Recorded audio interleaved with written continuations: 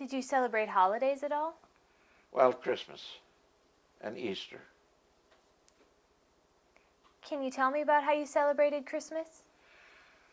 Well, Mother would have to heat rocks in the stove, and she'd put straw in the wagon or sled in the wintertime. I'm talking about the wintertime for Christmas programs.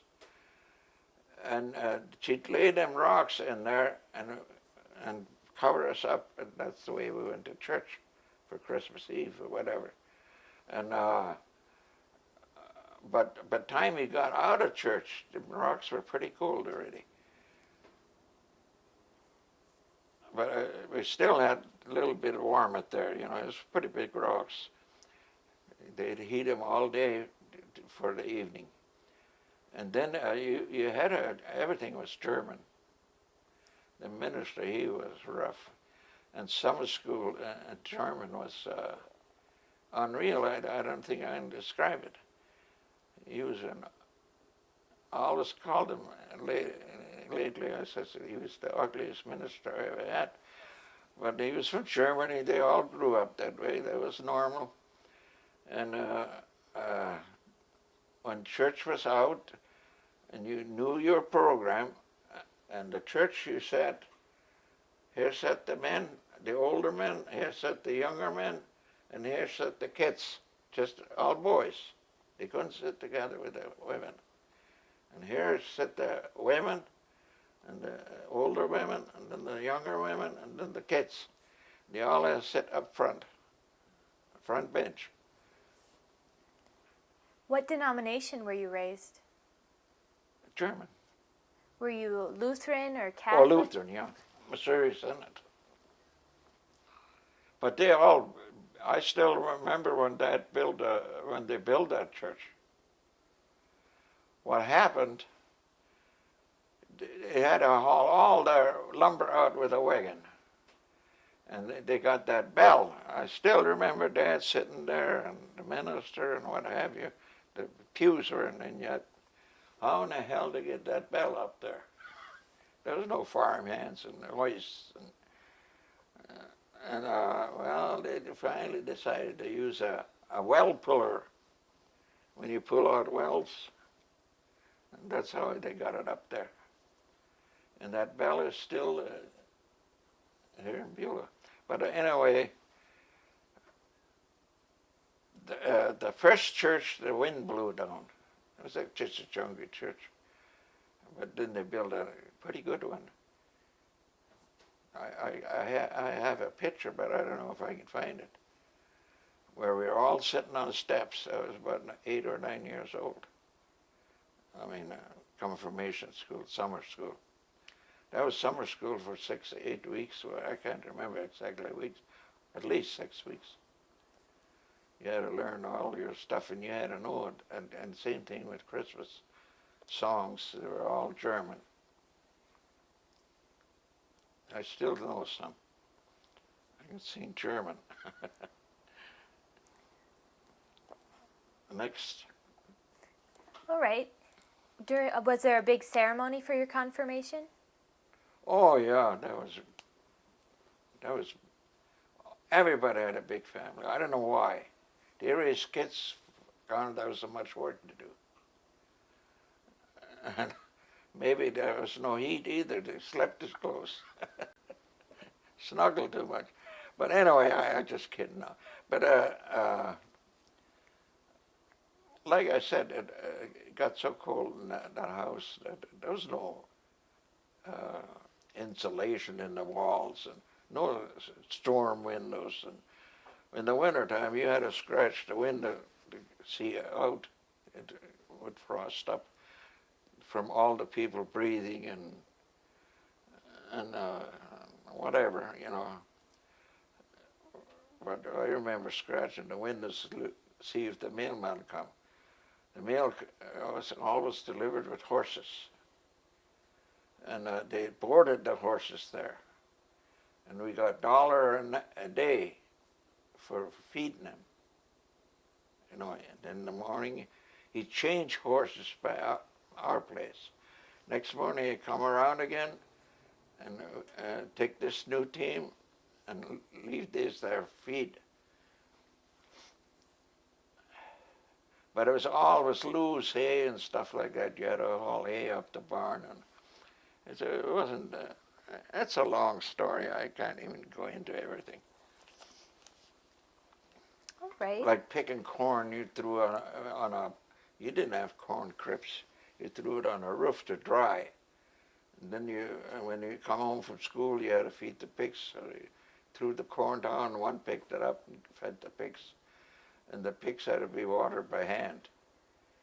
Everything was by hand. There was no running water.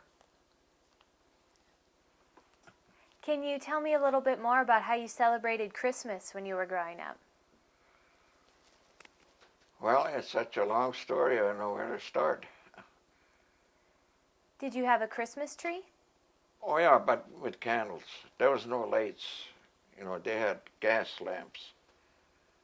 They were hanging down.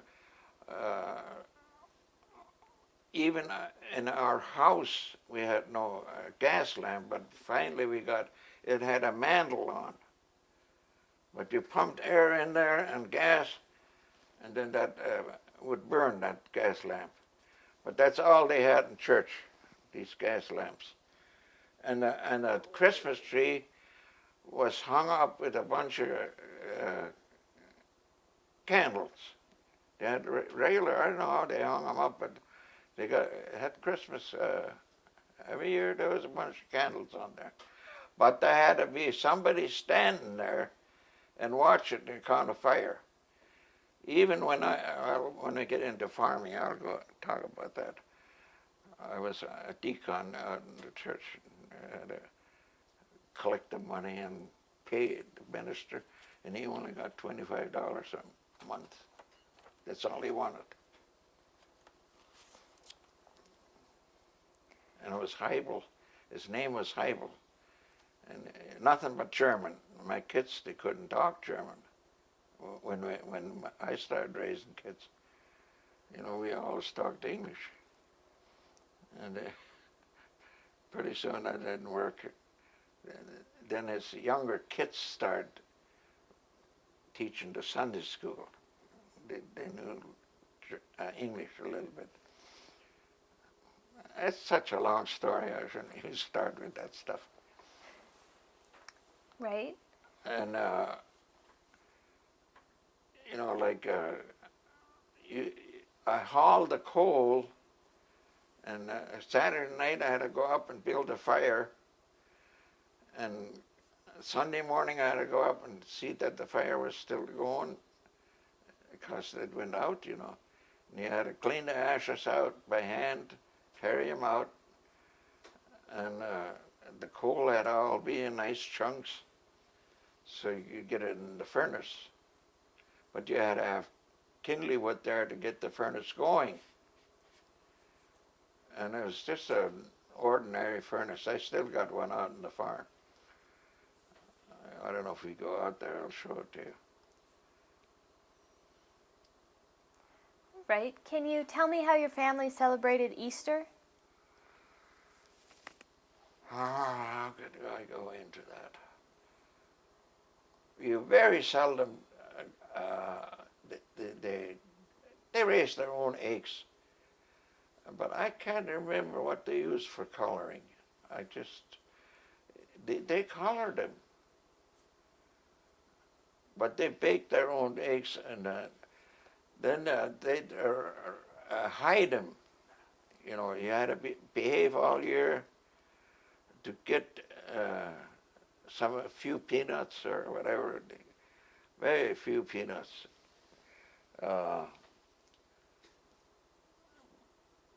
Let's see, I don't know if suckers, maybe a sucker.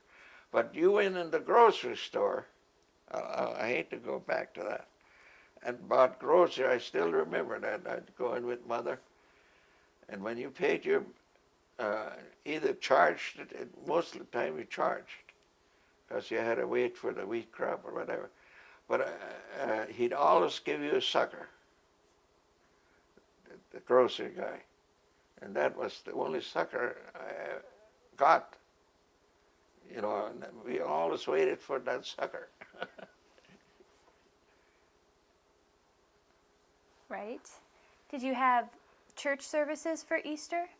Kid services. Church services. Oh, yeah.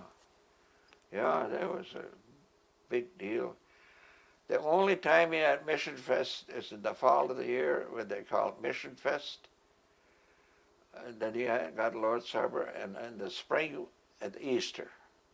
That's the only time we got Lord's Supper that I remember. And then there was no checks then. All the banks went broke. I'll even show you the bank that is in Dodge. It's still standing there. But when they went broke, I happened to header. I don't know what you mean, if you understand what I mean. When you header, you had a box, you know, it's kind of slope box, and then the elevator would bring that up, and all with horses. And Dad would run the header, you know, like this. You adjust the length of it, whatever, and I run the team. I could barely look out. It was 1929 when the banks went broke. But then we always had lunch, liver, sausage, whatever, because we worked real hard. And then here comes a Model T. What the heck's going on? Did you have any money in the bank? He said, yeah, I had $80 in there or something like that. Not anymore. The bank closed. What the heck is going on? Well, close the doors. That was the end. There was no more banks.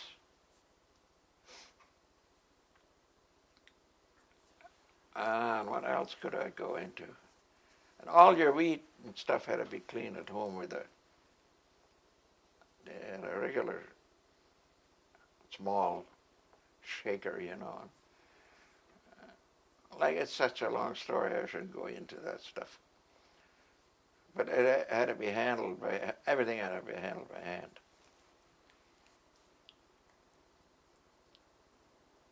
Right. Can you tell me a little bit more about when you went to grade school? How many children were in your school? There was 32 kids in a little one-room school, and she boarded in there. Not all the time. Sometimes we had one that come riding with a horse. He boarded some other place.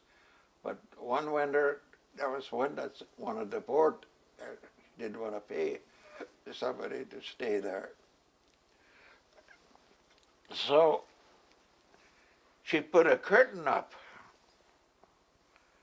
and she had her stuff in there. I don't know how she cooked. There was no stove.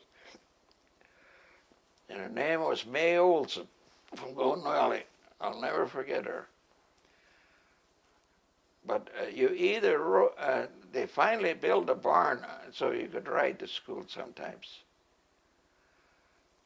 And we all had to sit in double desks, hard ones. I could even show you some if I go at the farm. But anyway, very few sat single. You had to sit double. What subjects were you taught? Oh, they had poor books them days. I never really got into fractions. Well, Dad took me out of school when I was 6 years old. I finished school in the CC camp, going in the evenings.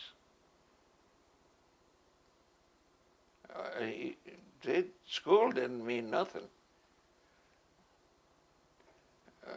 If he needed you, you stayed home and helped him. You didn't know any better.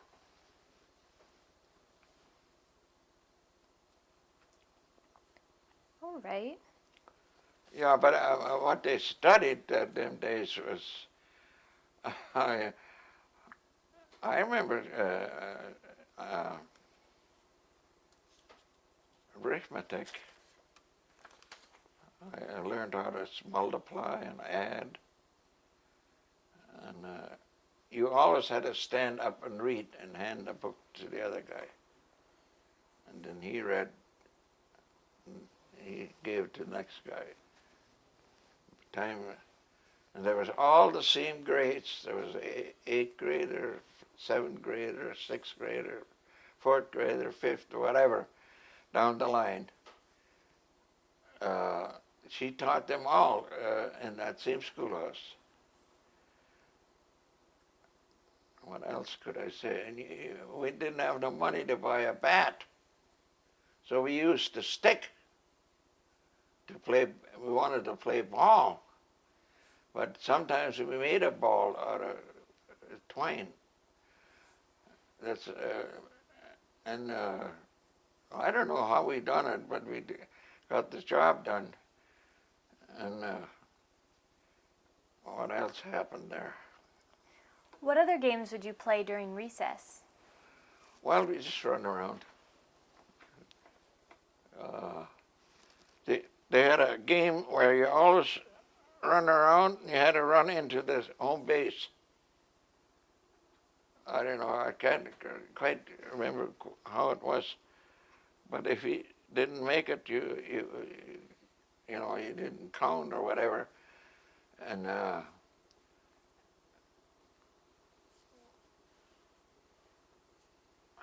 what the heck did they call it? They had a name for it.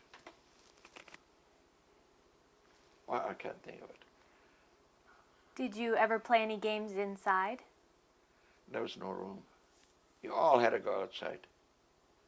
But there was a little porch where you hung your clothes up and put your overshoes. Like I don't know if you know what I mean by a porch. And there was a bunch of hooks on there, but your water froze because you had to leave all your stuff in the evening when school was out. There wasn't inside. It was in that little room. There was no heat out there. And you had to carry the coal in as you needed in the schoolhouse and the ashes out. If it got cold, all at once would be too hot, and all at once would be too cold. That stove would get going. There was no modern stoves like that. They had just pot-belly stoves. What else went on there? What did you bring for lunch? There's always homemade bread and liver sausage and whatever you raised. Sometimes all the chicken were canned. In the wintertime, she'd get chicken up and make chicken noodle soup. Whatever was left, she'd send to school. It was unreal. Or chili bread, or a lot of chili bread. In the summertime, we'd hitch up a team and go to the reservation. We were left pretty close to the reservation. That's another story. But anyway, we'd pick all the choke cherries we need over the winter and June berries and stuff like that, and bring them home. She'd cook them all and can them all.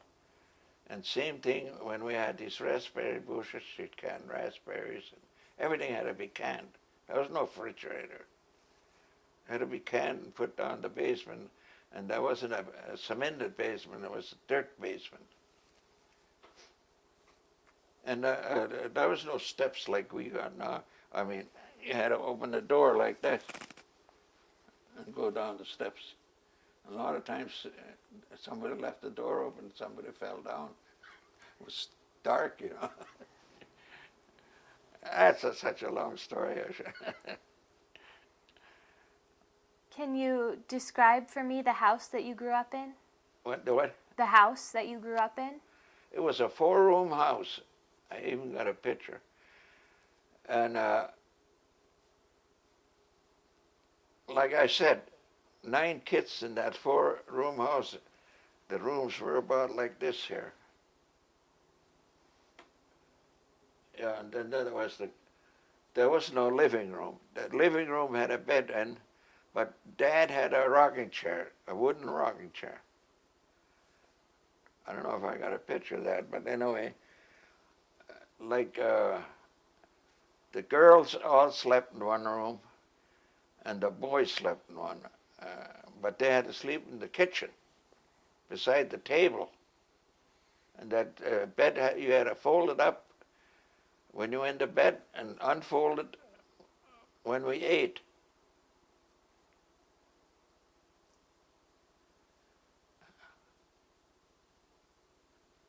And it was nothing but eggs and lift or whatever you grew.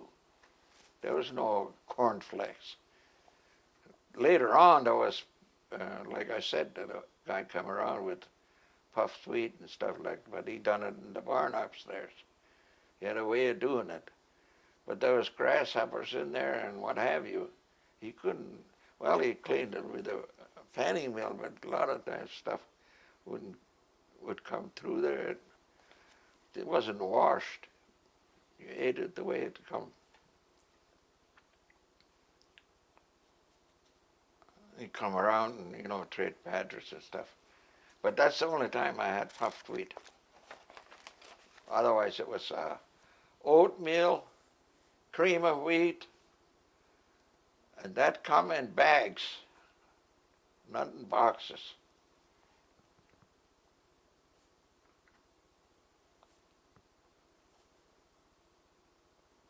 All right. I don't know what else we ate. Well, it's all homemade.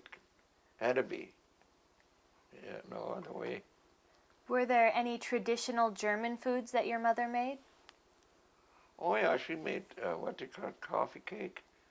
They had a lot of cheese, and and once in a while I seen a cake, but not like we have nowadays. They not a bunch of frosting on and stuff like that. I never seen frosting till I got 12, 14 years old.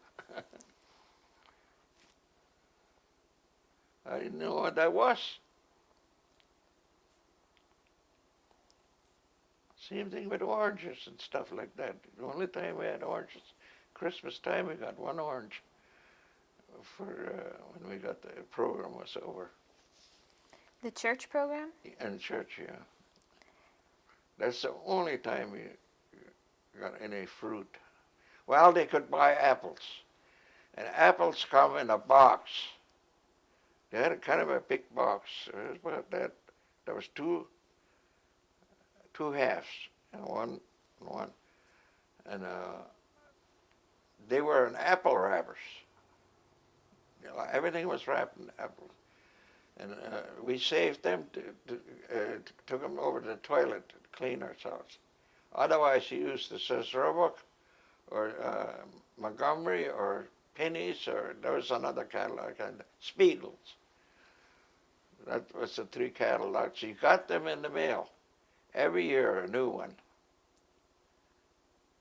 And they had the price in there, and no interest, just payments.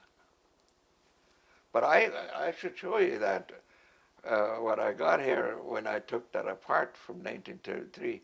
You could buy a quilt when you cover up for 90 cents or whatever. There's a lot of that stuff in there. That's why I saved that old paper.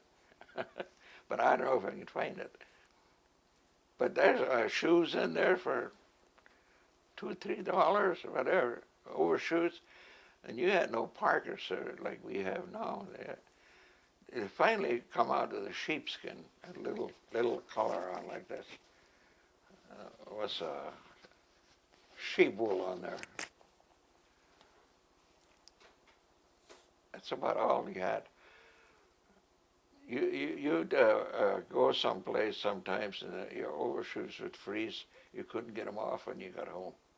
If they got wet or something, and you went outside. And I remember sitting by the stove warming my overshoes off so I can get them off.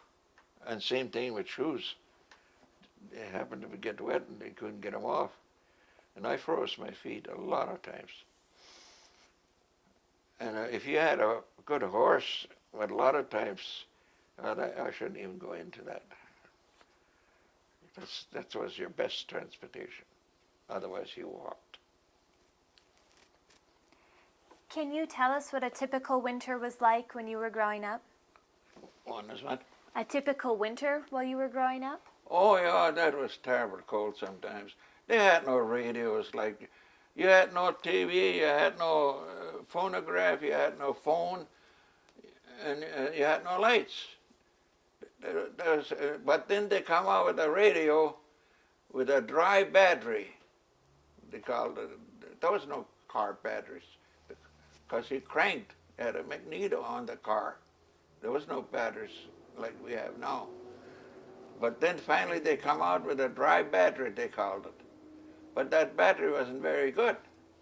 That battery we put in, and the best shows that was on, if the radio did work, was Andy Devine and, oh,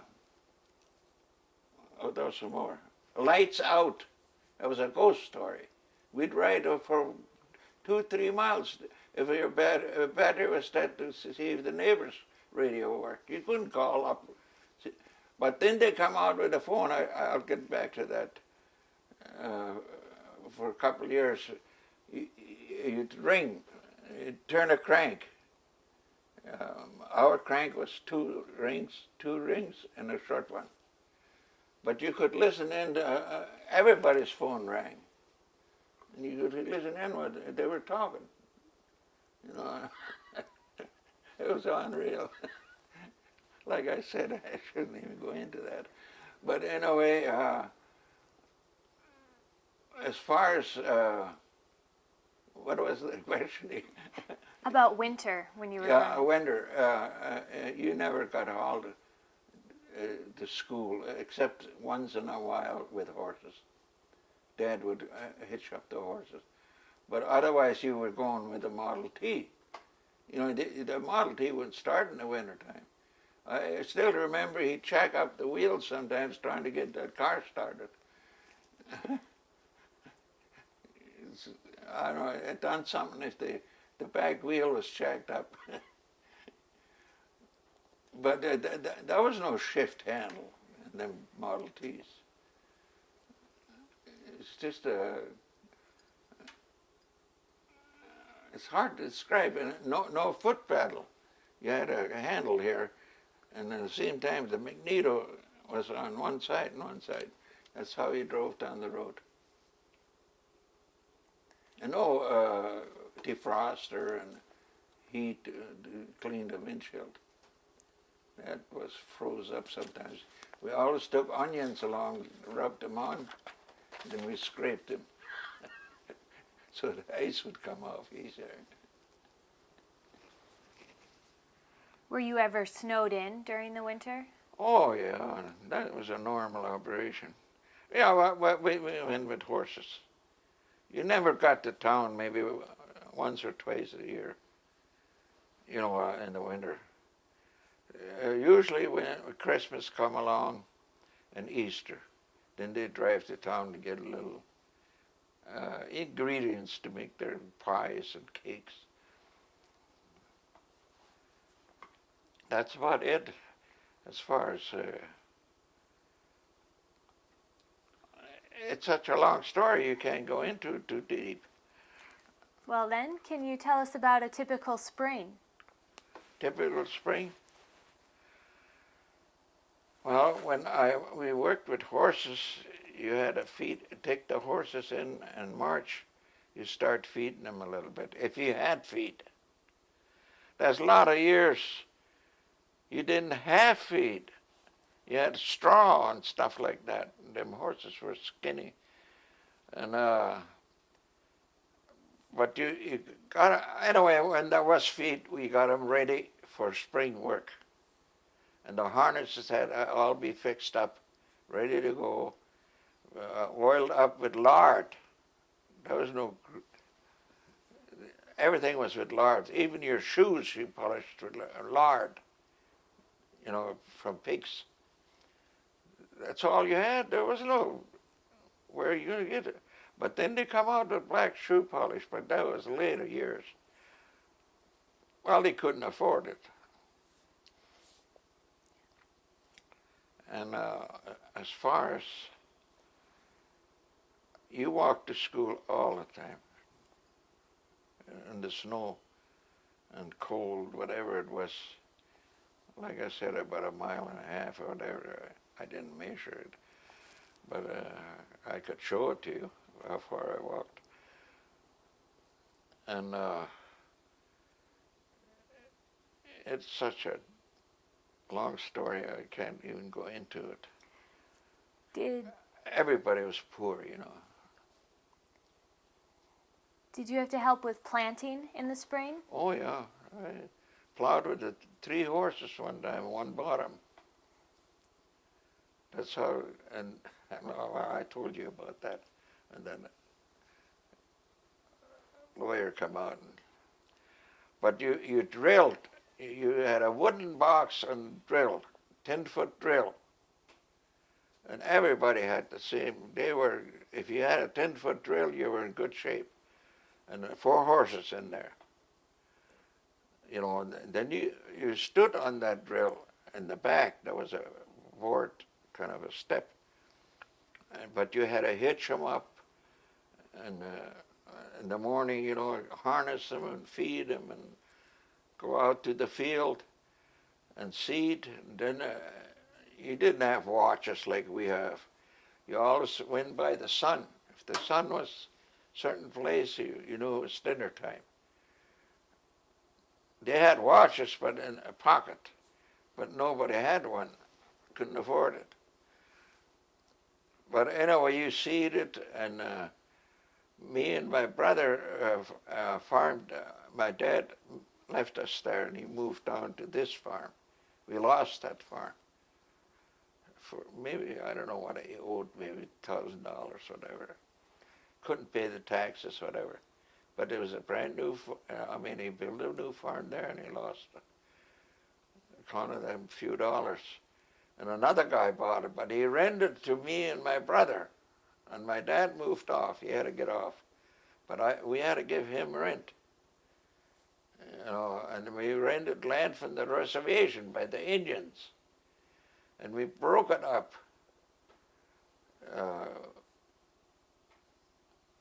I should show you a rumbly. You ever see a rumbly? That's a tractor. They come out with a steam engine. They got one up in the museum up here. If you care to go up there, I'll show it to you. Of course, I got a lot of my stuff up there, my army stuff. And he'd plow, but the guy that run the plow had to stand on a board in the back and lift out every moldboard when he come to the end, and when he drove in again, he had to put every runner along, put the lace in to plow. There was no such a thing as pull a rope or whatever. And that steam engine was driven with, a lot of them used straw or wood, or if they had coal, that was the real stuff. But he broke that land up, even for my dad one time. But I had to harrow, and Dad didn't have a harrow. You know, you had a harrow. When you were done seeding with that old drill, you couldn't work land like they do nowadays. And he made a harrow out of trees, just to scratch, you know. And that's what I walked behind. And I was just a little fellow. But we'd stay overnight in the reservation and sleep beside the creek and feed the horses and stuff. And the next morning we get up and do the work. And that went on for as long as the food lasted. Then we had to go home, but you always drove home with a team. And back again. It was a lot of trouble. I don't know if I should go into all this stuff. We've been talking about seasons, so can you tell me what a typical summer was like when you were growing up? Oh yeah, they're hard to explain. You'd think I'm going to exaggerate.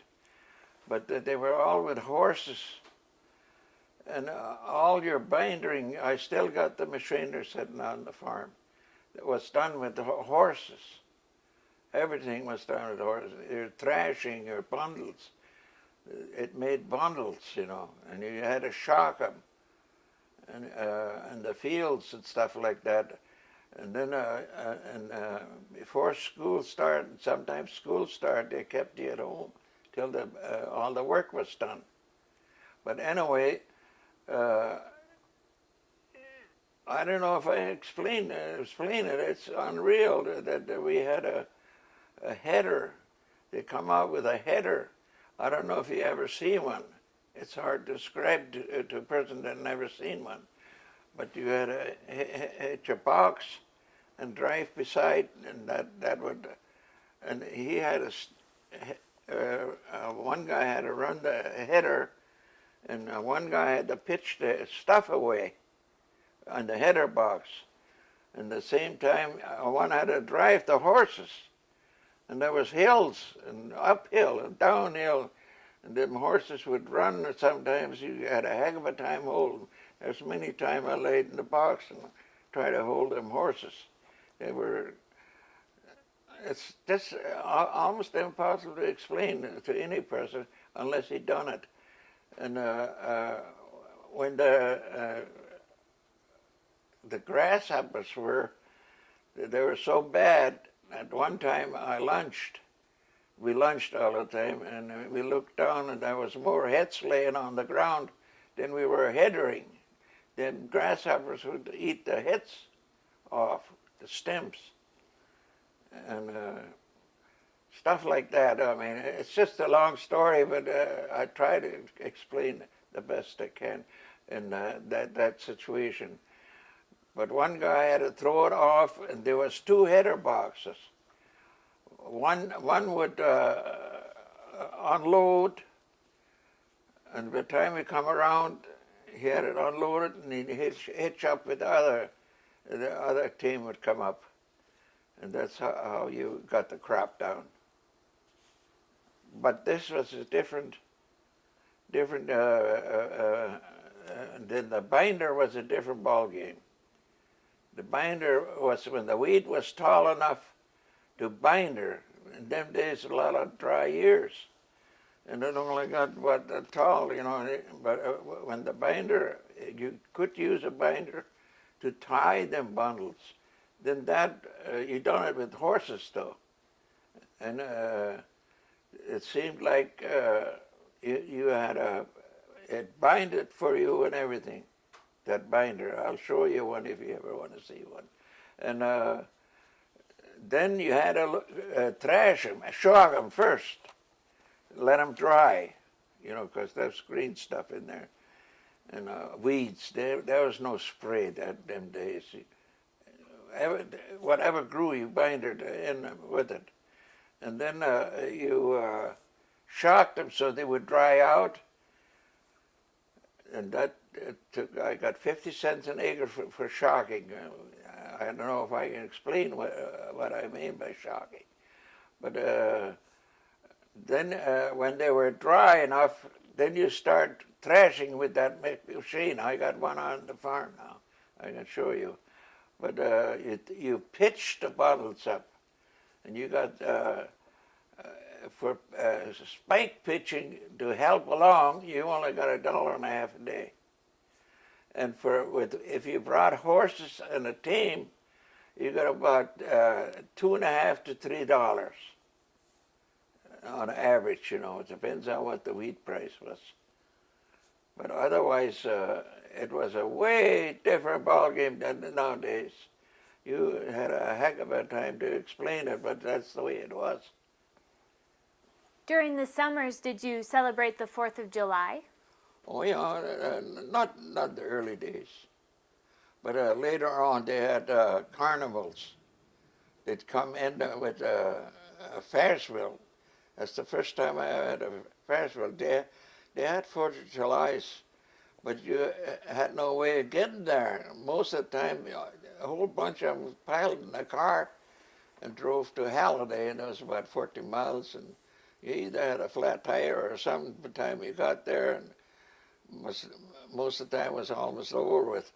But you had in the later years, that went into the 30s, but in the early in the 20s, I can't remember that we had rodeos.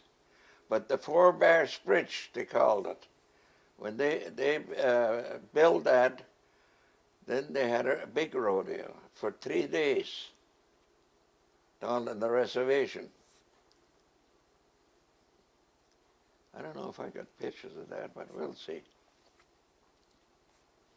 But what I'd like to do when that boy filmed that,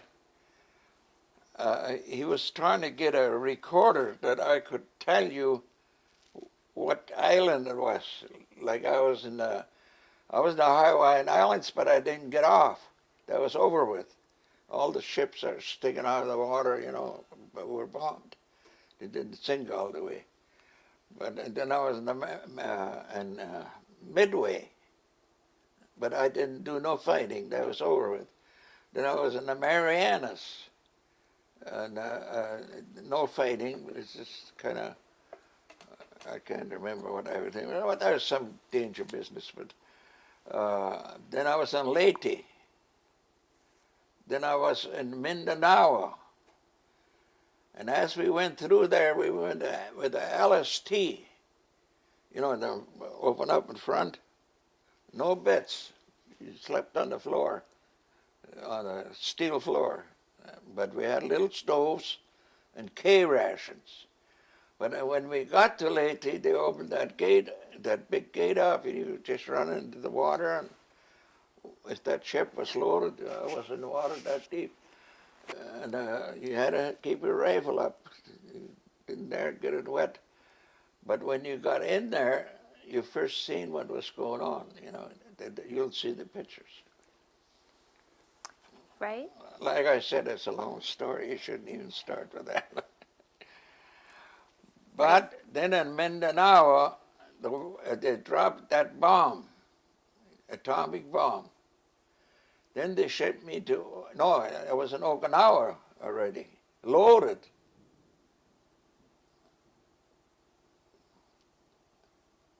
Going around the island, they were refueling and stuff. I don't know, they were going to invade Japan. They wouldn't tell us. But anyway, we went 2 days and 2 nights. We couldn't go on deck or nothing. There was a typhoon going on. And they called it typhoon that over there. And I can't even explain what happened there. I mean, that boat would go up just like a mountain, you know, and it would go down like this. And here the mountain would come like this. And that's how we sailed around Okinawa. They couldn't stay close to land because it would throw the ship onto land, and they couldn't get it out of there, you know. So they had to go out and sail around Okinawa.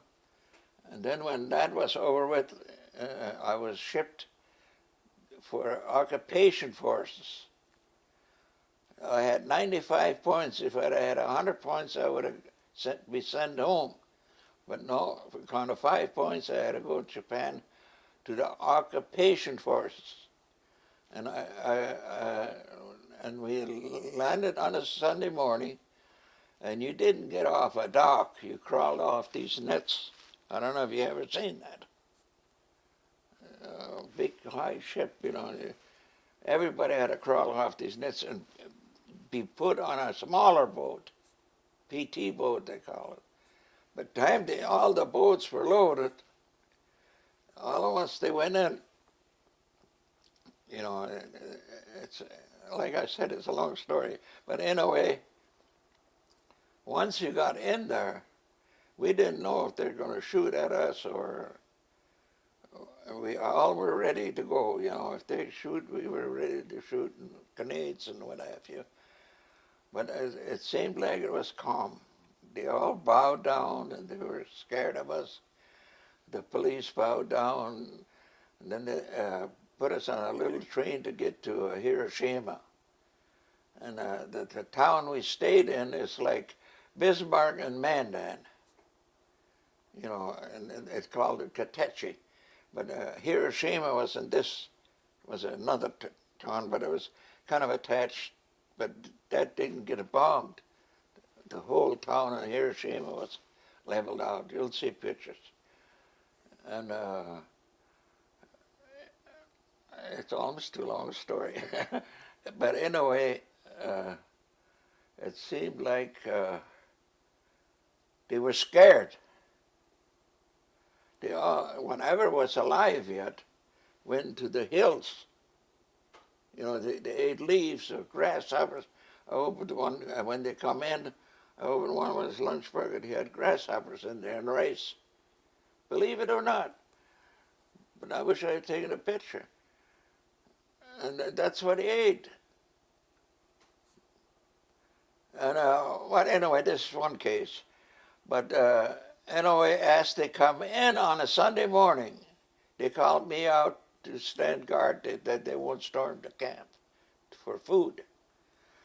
And as they come in, there's every once in a while one fell over, you know, dead, because he had atomic sickness or whatever. So they wouldn't stop them. They were hungry and scream. So you'd have to pull them off the road. They walked right over him, dead though. But anyway, once that night, they started to scream and holler, and they wanted to storm the camp, get something to eat. And they called me up again at, I don't know, maybe 2 or 3 o'clock in the morning. And then I was out with a 50 caliber machine gun and shooting at them, you know. I don't know how many killed. It was dark, pitch dark, but every 5th bullet was a tracer bullet. It flared, you know. And you knew where the bullets were flying, and all you heard is screams, but you just shot. And finally they brought tanks in and dispersed them. Then we start feeding them, you know, but they ate rice, but all we had was flour. Then things slowed down. They said, arigato, that meant thank you, thank you, thank you. They bowed down. And we fed them, and then things slowed down. But otherwise, there's a lot of black market after that. You could sell a pack of cigarettes for 1,500 yen. That's our money. It was about $15. I got some money in that. I brought some back. I'll show it to you. And Filipina used the peso, like Mexico. But their money was only worth, it took $1 to make 50 cents. So we were walking around with big money all the time. But it's getting that way here in the United States. Money is worthless. You know, if you got, I'll show it to you later on. You got some money, you just threw it away. Because it was, what was a penny, you know? It took 1,500 yen to, no, 1,500 yen to make $15. Now just think what a penny's worth. Like, it's a long story. But then MacArthur, I was under MacArthur's, I got pictures in there. You remember MacArthur? You hear about him? He was the big chief over there. And I got pictures of the embassy. And it says on there, so many miles to San Francisco, but you got to look real close. And I'm sitting in front there. Stuff like that. But there was a Japanese, I got time out, I got to be a sergeant. And this chap, he drew pictures just with a pencil. He had no colors. There it's hanging. That's my wife. He took it from I had a picture along my billfold. And all he wanted was a candy bar. I wanted to give him 15 yen or something. I got them, and thank you. And he didn't want money. He wanted something to eat. And far as other stuff. I don't know if I should talk about it. Well, why don't we talk a little bit more about the war when we have the Oh yeah, pictures? let's finish the war. I got into When- this situation.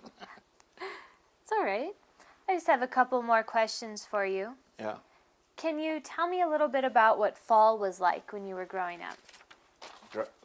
When I was what? Autumn or fall when you were growing up? Yeah. What was it like? Well, you had to get ready for the winter, because you knew the winter was long and you had to get coal ready. You had to haul the coal, you had to mine them. There was no mines when I was real small. But later on, farmers opened up mines with a scraper and horses. Then, but they had no dynamite. You had to dig them out and load them onto wagons, horses, and haul them home. And you had no dynamite, so you had to do all the work. They come on big sheets, you know, and coal was about $1.50, and that time $2 maybe went up one year, but you had to chop them up at home to get them into the stove. But you threw them in the shed till you used them. Then you went out with you had a regular axle and stuff like that. You chopped them like kitchen stoves. You had to kind of chop fine, but the heater and the bedrooms had a little bigger door, but that chunk had to be worked on. So I got one out in the farm yet, and a kitchen stove. I don't know if you ever seen one where they use coal. They're real. They're pretty. And that at the same time, that kitchen stove heated water. It had I don't know if you want to drive out there, but it had a little tank, and that's what you used for washing your faces and your hands. And that at the same time it heated the food they wanted and to keep the house warm, and kept that water always warm.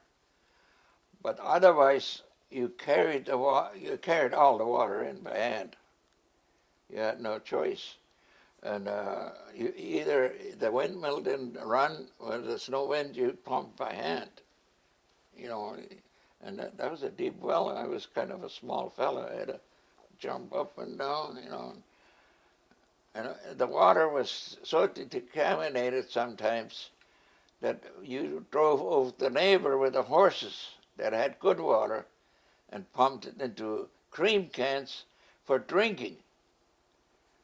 You know, you couldn't drink that water sometimes. I don't know why, but in the 30s, there's a lot of things were different. It just didn't rain. And that water got really, I don't know, it looked like rust. But anyway, you had a heck of a time washing clothes. You had to put lye in, and that rust would come up on top. Then they'd skim it off and use it for washing. But anyway, it's almost hard to explain how we had to live. But it wasn't, we didn't know any different. We grew up that way, and they grew up that way, and they didn't know any different either. You had to survive. Right. Can you tell me which one of the seasons was your favorite when you were growing up? There was no favorite. They were all the same, more or less. But towards the end of the 30s, it got and improved. You know, like shows come out. If we had money, we'd all pile in the car and hit for a show in the fall of the year when the work was over with, just once in a while. And Hop-Along Cassidy, Gene Rogers was a very good show, and there was one Indian on there, James Randy and God, I can't think of the last name now. It was a dark fellow. They were on the radio too. It might come to me. I just can't think of it now. Yesterday I thought of it. I thought of that guy. But it was a real ghost tour. You know, everybody wanted to see that. That was real excitement. But then this, I worked on NYA, I'd have to show you the hall. I sanded floor with a box and rocks in there and sandpaper in the bottom. You know, to sand the floor for the WBA, and then they put on a Bowery dance for 4th of July, whatever. But the sides weren't up yet. You had to do it outside, you know. They just made the floor to have it for the 4th of July. And then later on they put up sites, the WPAs. And it's a kind of a big building. They still use it. If we would happen to drive up there, I'd show it to you. Okay. Can you tell us what your most stressful childhood experience was? Well, we'd have to go in the army, you know. Well, deaths. I mean, like my mother died in the house, and a lot of neighbors died in the house, and you had to dig the graves in the winter time because the ground was froze. But they all got together and made a grave, and if they couldn't dig it, she had to lay in the greenery over the winter till the ground opened up. And then she got buried. That's the only thing I'll never forget. We'd go over and look at her every once in a while because she was laying in the greenery, frozen. And what else? Well, churches was a way different ball game them days. I don't know if I should go into it.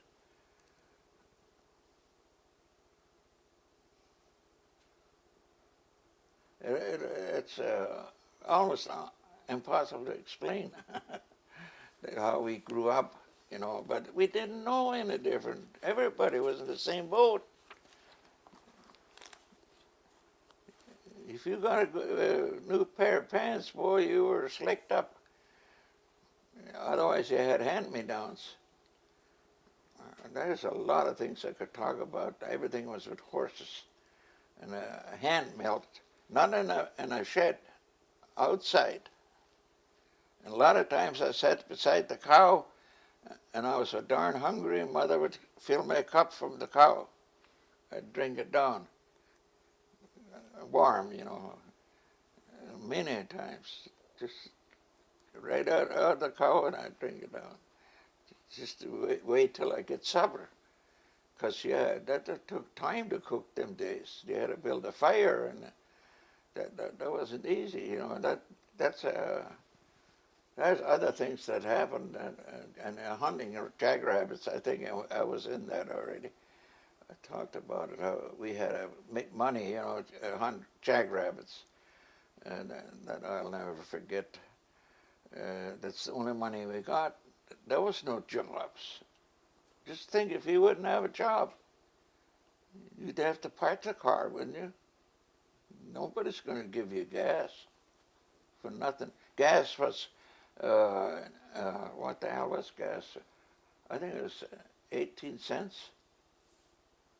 But you couldn't afford it. It didn't make any difference. We pay a lot of money for gas, but at least we can afford it. Some of us. Probably, I don't know how long. We have to slow down. But anyway, fuel for the lamps was called kerosene. And that's what you use to study at night, that little lamp, until they come out with a gas lamp. That was a little better. That was hanging on the ceiling. At least it wasn't sitting on the table. All right. Can you share with us your happiest childhood memory? Well, once we start going to dances and shows, but dance was a sin them days. Like I said, polishing nails and stuff. The minister, we had to drive by his place sometimes. We wanted to go to the dance and Dodge. But we all had to bow down the car so he won't see us. That's the truth. And that's the only we got to town, after we got a Model A. Model A. Heck, then we run into a horse one time. That's a long story. I won't go into that. But there was all other kinds of things that happened. That it's just too long. I can't speak about it. I don't know how to explain it because you wouldn't understand. I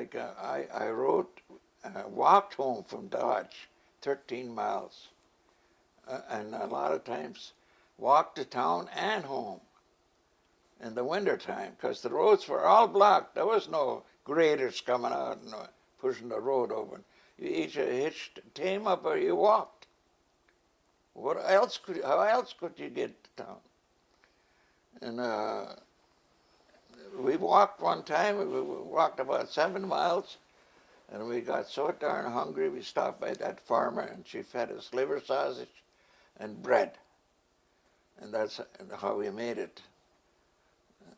And the way home, I can't remember if we had a nickel or a dime to buy a hamburger. I can't remember eating on the way home. Made it. Those are the highlights, more or less. All right. But this went on for years. This is not 1 year. It's just too long a story, but you can touch on some of it. Can you share with us the most adventurous thing you did as a child? Adventure? What do you mean? Something that you had to be kind of brave to do or was kind of dangerous? Well, I'd ride with a horse sometimes 7, 8 miles without a saddle because you couldn't afford a saddle. And once I had a saddle horse. But that's the only excitement there was, to listen to the radio or something, There was no TV. You had if somebody had a good battery, you heard about it one way or another. Word spread through the mouth. There was no telephones. You had hey, this radio is we're still working, so you'd ride over there to watch Lights Out, or Andy Devine was the other one, and Roger. Andy Devine and Roger. Roger was a nigger, and he really was good, though. Jokes, it's all jokes. And stuff like that. That's the only thing there's more, but I won't go into it. All right. Is there anything else you'd like to share about your childhood?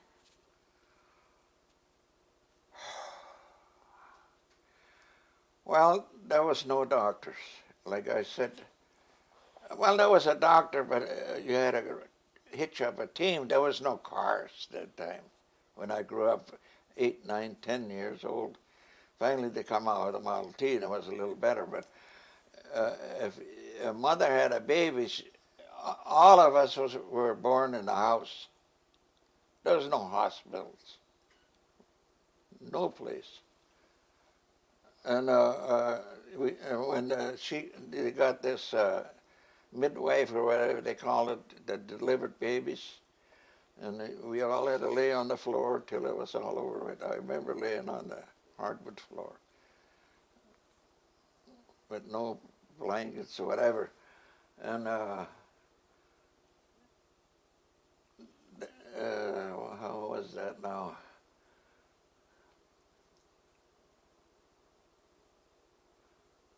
But in the late, well, that was after I come back from the army. They had a hospital down here. where they made a motel out of it. No, yeah, no, but they tore it down now.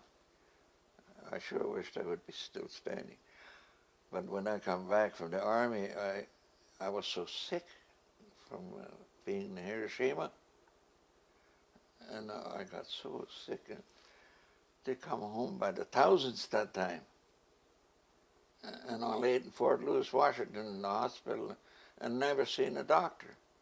Finally the doctor come around, you go see a psychiatrist. And so I went to a psychiatrist and says, what's the matter with you? Oh, this and that and that. I could hardly walk. I was dizzy and threw up, and long story. But in a way, he said, that's all in your head. What the heck, there's nothing wrong with you. He says, well, I says, give me my discharge. So he gave me my discharge. And I got home, but I had to travel all alone with the train and I'm getting into the army business. What's the other question?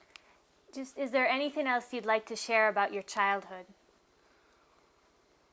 Well, there's so much I can't go into it. You think I'm exaggerating or I'm lying, because you don't understand. You didn't grow up that way. You had to live it.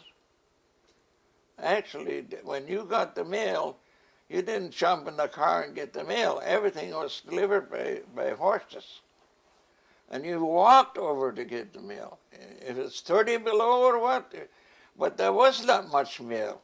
The only mail there was is they called it Staatsanzeiger. That was German. And every once in a while, maybe every 2 weeks, that'd come out of Bismarck. But the mailman would come out with horses in the wintertime, because the roads weren't like this here now. You know, there was just horse trails. I don't know if I can explain it.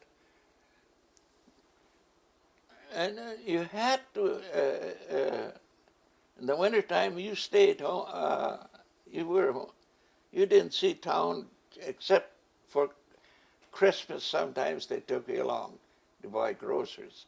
But there were so many kids, just so many could go along, 3 or 4, but there was 9 of us. They had to have room for the groceries and the cream can, and it's so hard to explain if you didn't live it. But you thought none of it. You grew up that way. What else is there? What is the next? Could you give me another question? Sure, I'm just going to ask you, why do you think it's important to tell your life story? Why it's important? Because you guys don't understand how we grew up. And you can't even imagine how we had to grow up. But I hate to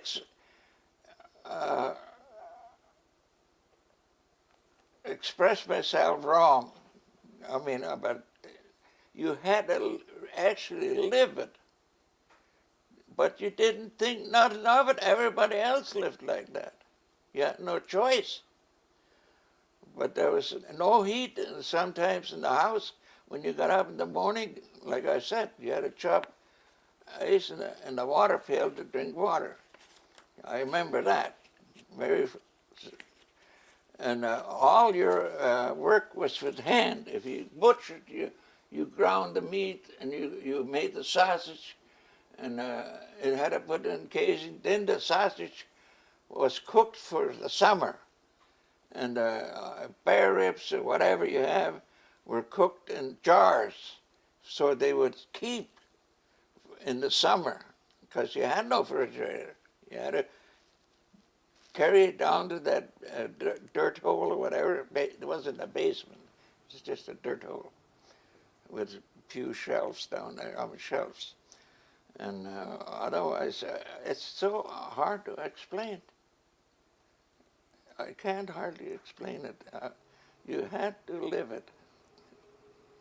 There was a daily routine, just like you guys live now, and 50 years from now, I'll ask you what you did. How you lived at them days, you know. Well, we live good nowadays. Oh, good. Like the cities, they had no running water. I don't know about Beulah, but I lived in Dodge. You know, you pumped your water. There was no sewer lanes and stuff like that. You had to run out toilet. And everything was with horses. You can't even hardly explain it. Not on rubber, on wooden wheels. That wagon that jumped every little bump, and there wasn't roads like this here. They were not even gravel, some of them, just horse trails. It's even hard to explain. But not all the roads. They finally come out with WPA and started building roads with horses, scrapers, like 49. Where my farm is, about halfway between here and Glenola. Did you come on 49? Yep. I'm about halfway out of Beulah here and Glenola. And they had a horse camp there where they, WPA built a road, you know, 49, with horses. You know, and can you imagine I still got horse scrapers. You know, they had no other choice. That's the way it was. And the mules they used from, I don't know where they come from. They had guys maybe from Bismarck or Fargo, but they had to ship the horses in with a train and then take them out there. They couldn't drive them horses all the way up. It's a long story, I tell you. It's no use going into it. But anyway, where they fed them horses, we had a lot of trouble. There's noxious weeds. They brought noxious weeds in from someplace. They call it creeping cheney and leafy spurge, and there's all kinds of weeds. And that patch was there yet when I started the farm many years, and finally come out with spray. Them days, no spray, you couldn't kill it. Instead, I let it grow. And then we start spraying and killed all that weeds. Anything else? I don't want to go into something else. All right, well, we just want to thank you so much for sharing all of your stories with us. Yeah, I only got half of it.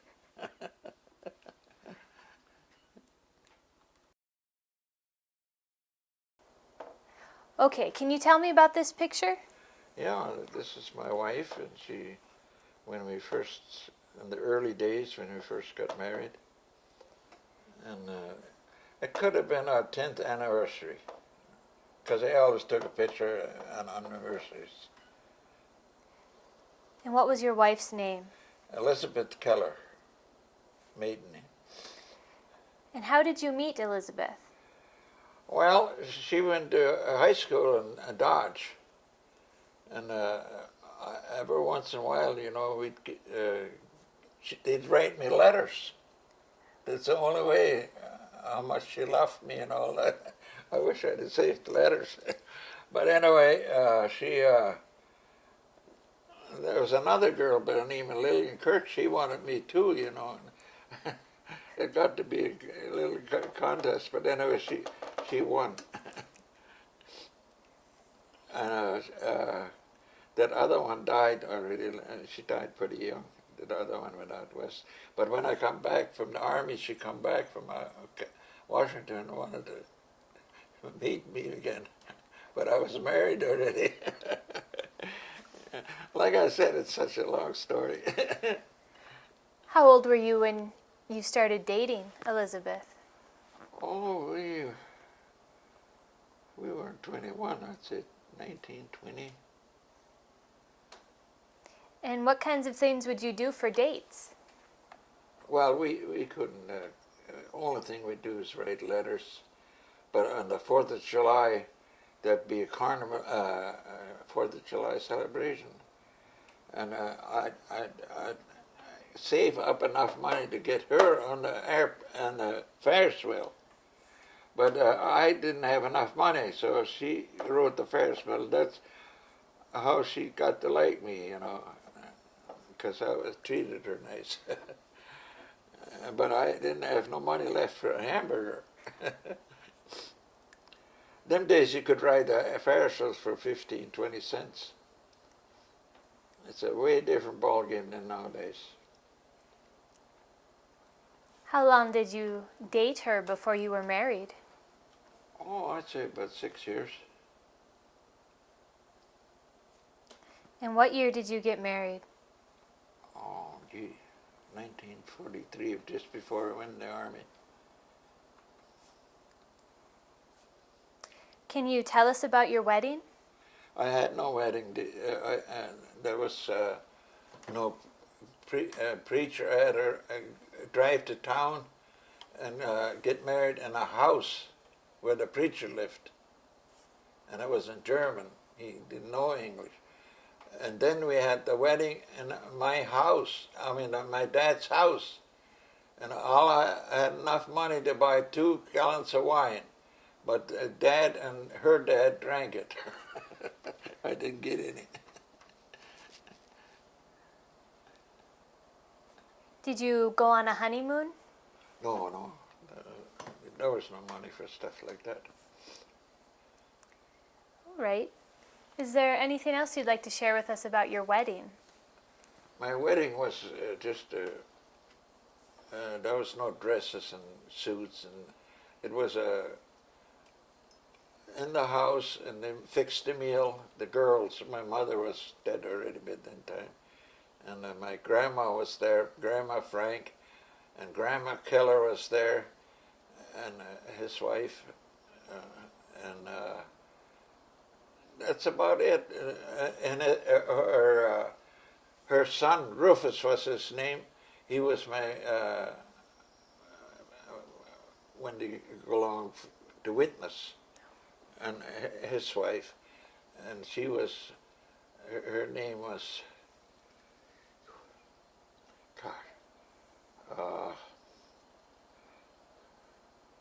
Almendinger was her last name.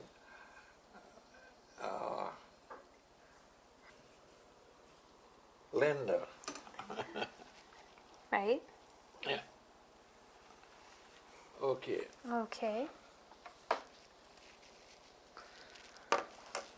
Well, I don't know how to explain that. The only thing I had was a little picture when I got to Japan, and he was sitting where there was a big art gallery.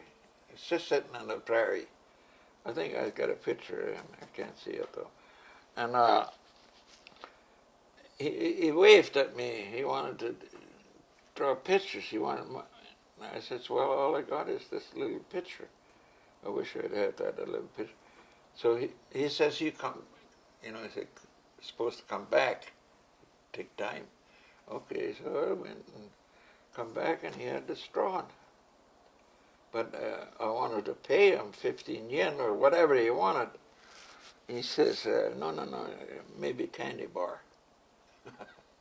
Or something to eat, But that's how I drew this picture. But it's old. It's 60 years old, this picture. It was nicer at one time. It's kind of getting bad. All right.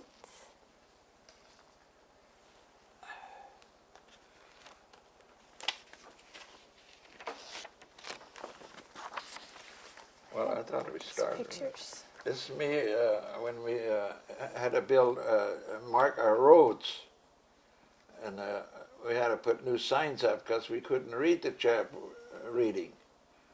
And I happened to be involved with it. I was a buck sergeant at the time. Maybe not. Whatever. And this year's on the way. When I got discharged, they sent me home on a merchant marine ship so I don't have to do KP. But anyway, I was on the good side of the cabin. He fixed me up, and they all taking a leak or whatever. I can't see it.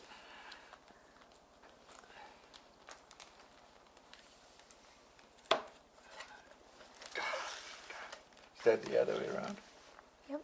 Here's their top. Yeah, this is a chap labor. I think it's me standing beside him. And they'd done anything for you. They'd sweep or put your shoes, polish them, or anything. And I was in a replacement towards depot towards last, and they had to cut up. The guys could only take 2 shirts home and 2 pants and 2 pair of shoes, and the other clothes they had to cut up, chop them up, and throw them up, make a bundle like a square hay baler, and throw it on the truck. And then it didn't make a difference if it was new clothes or old clothes. And same thing with kitchen utilities, because we were processing, sometimes they had to chop a hole in so they couldn't use it. But that's how it was, But could you tell me what this is? This looks like it might be Hiroshima.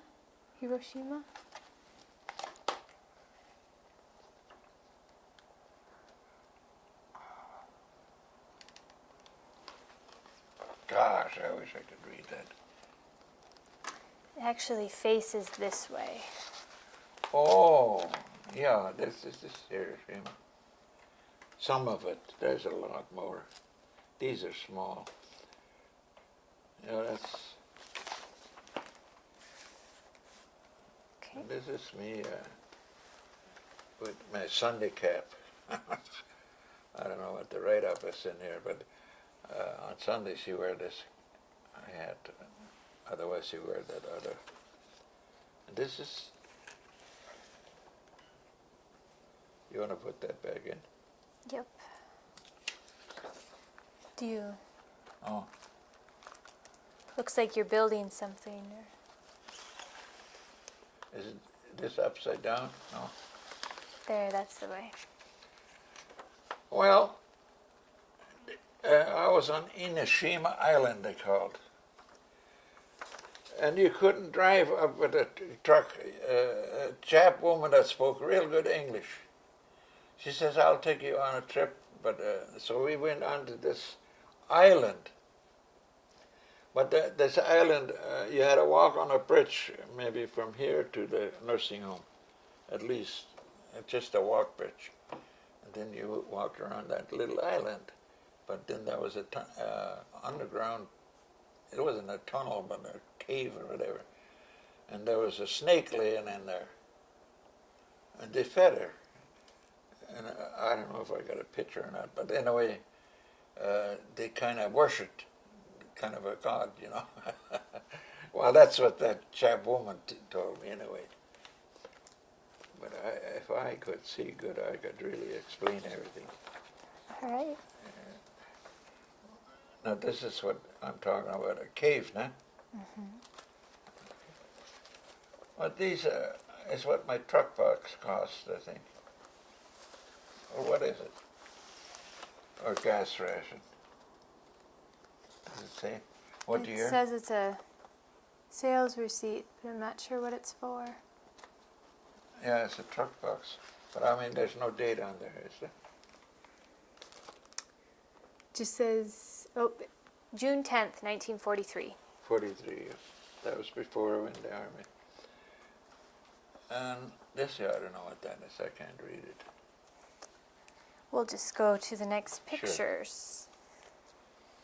All right. What do we have up here? Oh, you want to see the money, huh? Oh, we can look at the money. Well, whatever.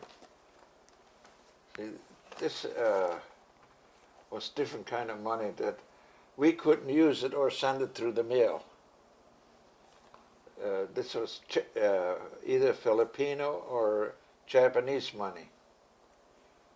I mean, these are what they call pesos. There's some more money, I think, in the next page. I'm not sure. Yeah, This looks like Japanese money. Yeah, that's all Japanese money. I don't know. You want any explanation? If you want. I can't see it, otherwise I'd explain perfectly, as I know what everything was. But I don't know if I got American money. Oh, here's some more money. See, here's a rickshaw. And here's Tokyo. This was around Tokyo.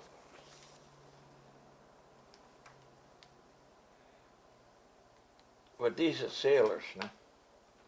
I was sitting in front, going in front with the camera.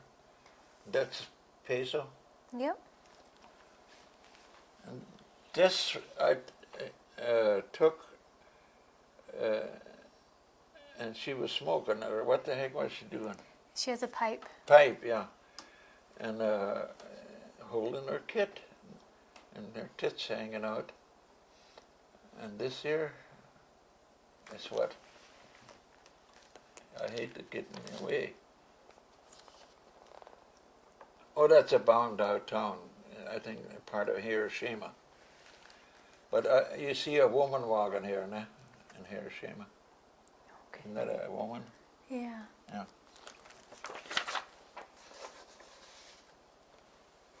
There's some more rickshaws, and that's about it, rickshaws. But this here was the photographer that was in the Philippines with me, that Jew. Yeah, some more rickshaws. And this is, I told you about this guy beside the garbage pail. Is that what it is? He's But that's beside. not, yeah. But then the next morning there was 5 of them there. But I fed him, and she seen that. And she told the neighbors. Whatever. And this is me. Yep. Yeah, I rode a lot of rickshaws. It's the only way you can get around. Oh, Let's see. We'll skip ahead here to where we marked. I think we went through this already. Yep. Let's take a look at these. Well, I was first a corporal. I mean a private. Is that one stripe? Yep. Then I got 2 stripes, but I don't know what the heck I did with them. But then I got to be a buck sergeant. Then I got to be, this is a dog tag. Everybody had a dog tag. And this must be money, Japanese money. They look like, this one looks like a gold button that says US. And this is also a gold button. It looks like crossed swords on it. Oh yeah, some of that stuff is Japanese, but whatever. If I could see, good gosh darn, I could explain everything. This chap put all this on for me, but I gave him the print of it. You know, he couldn't read English. He didn't read English. But they had a book where that was written in Japanese, and you'd say this and this and that, you know, and over here it was English. So that's how he got this put on. I don't know how in the heck. He was pretty good at it, you know, for a Jap, and not know how to read. But there's some more camps I was after that. Like, this is what? Can you read it? This one is Caroline Yeah, that was one island. and Leyte Yeah. and Mindanao, Mindanao. Okinawa, Hiro, Kure. Oh, that Okay. was, how the hell can I explain that? That was, they moved me away from Hiroshima. They found out it was dangerous. But I was there 3 months, then they moved me to this town, Okay. about 10 miles away or whatever. I didn't measure the miles. And this is, Hiroshima. yeah, and then I was in Nagasaki. And then, when I got back to the States, I had Fort Lewis, but it's not on there. Yeah. You're in a lot of different places. Well, like I said, it's such a long story. I don't know if you would go into it. It's just unbelievable that I do explain. Now, if I could see, I could explain everything perfect. I mean, I was there. But there must be some more pictures of Leyte. When I got off Mindanao, I got pictures of Mindanao and kill all the bastards. They had big signs up and stuff like that, you know. And then this in Mindanao was another layout where they rode cows. You know, that's all they had, and they had big long horns. And well, I tell you what could have happened. Those pictures, the real good ones. I let the museum have them, and I think there was a lot of them picked out, because I had a lot of pictures of Hiroshima and Nagasaki. Unless there's another book.